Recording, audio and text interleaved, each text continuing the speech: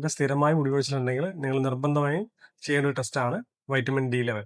എന്തുകൊണ്ടാണെന്ന് പറഞ്ഞുതരാം. സ്ഥിരമായി മുടി കൊഴിയുന്ന പലരിലും വൈറ്റമിൻ ഡി ഡെഫിഷ്യൻസി കാണപ്പെടാറുണ്ട്.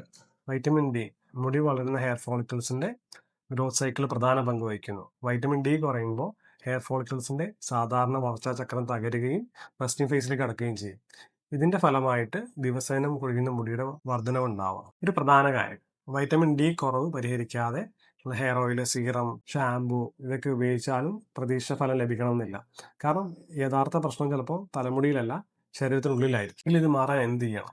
ആദ്യത്തെ കാര്യം, 25 hydroxy vitamin D levels test ചെയ്ത് കുറവുണ്ടോ എന്ന് ഉറപ്പുവരുത്തണം. രണ്ടാമത്തെ കാര്യം, കുറവുണ്ടെങ്കിൽ ഡോക്ടർ നിർദ്ദേശിക്കുന്ന ഡോസിലും കാലയളവിലും വൈറ്റമിൻ ഡി ചികിത്സ പൂർത്തിയാക്കേണ്ടതാണ്. കുറച്ച് ദിവസം മാത്രം സപ്ലിമെന്റ് എടുക്കുന്നത് പലപ്പോഴും മതിയാകണമെന്നില്ല. മൂന്നാമത്തെ കാര്യം, വൈറ്റമിൻ ഡി മാത്രം പരിശോധിച്ച് നിർത്തരുത്.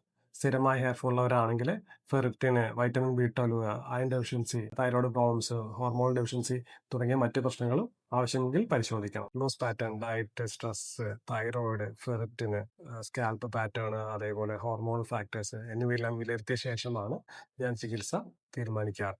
ഹെയർ ഫോളിന്റെ യഥാർത്ഥ കാരണം കണ്ടെത്തി ചികിത്സിച്ചാലേ പുതിയ ഹെയർ ഗ്രോത്ത് മെച്ചപ്പെടാനും മുടി കൊഴിച്ചിൽ ദീർഘകാലം നിയന്ത്രിക്കാനും സാധിക്കുള്ളൂ.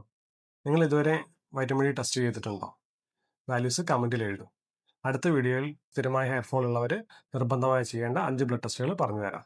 ആ വീഡിയോ കാണാനായിട്ട് ഇപ്പോൾ തന്നെ അക്കൗണ്ട് ഫോളോ ചെയ്യും.